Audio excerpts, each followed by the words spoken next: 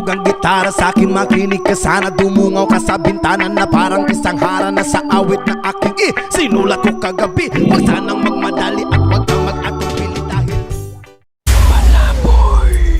Yon, isang magandang araw na naman po sa inyong lahat mga kapalaboy. Mag-relax muna tayo kasi medyo napapagod na ako. Nandito pa rin tayo ngayon sa Pangasinan. Ay, walang uwian to. Sinusulit ko na nga pala yung araw ko dito para sulit naman yung biyahe ko sa sobrang layo. Hindi pa nga pala ako kumakain dito mga kapalaboy kasi wala naman akong dalang baon pagkain. Kaya eto, medyo nalalambot na ako. Kaya kayo, kapag pupunta kayo dito, magdala na kayo ng sobrang daming pagkain nyo para sulit yung pagpunta nyo dito. Ito nga palang lugar na ito ay sakop ito ng Mary Hill. Wala nga palang tao sa labas kaya dumiretso na ako dito sa loob. Sobrang ganda rin yung tanawin dito na tila ba ay nasa Titanic. Pwede kang mag picture dito o ano mang gusto nyong gawin. Kahit maghabulan kayo, magtumbling, gumapang ay ayos lang. Kaya music, pasok!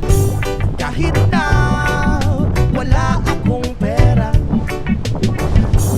kahit na butas sa aking bulsa, at kahit pa maong ko'y kupas na, at kahit na marami diyang iba, ganito man ako, wala ka sana sa akin. Simpleng tao, ikaw lagi kong dalangin. Magyayabang kulang sa'yo, pag-ibig ko sa'yo na di magbabago.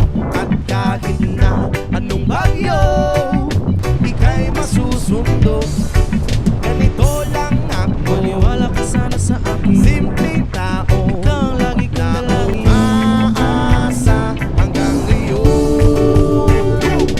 Hindi mo naman kailangan pang sagutin ang aking hinihiling. Nais na maparating na di na muli pang dadaloy ang luha. Pupunasan ang pusa, di kailangan mangula. Kahit pamasahe lang ang palagi kong dala upang makasama ka. Kapag nakikita ka, lagi kang aalalayan. Kahit ano man ang iyong mga ibinubulong, malalim pa sa balon, dito lamang ang pag-ibig ko sa'yo na di magbabago.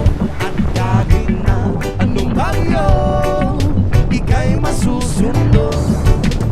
Paano mga kapalaboy? Salamat sa panonood.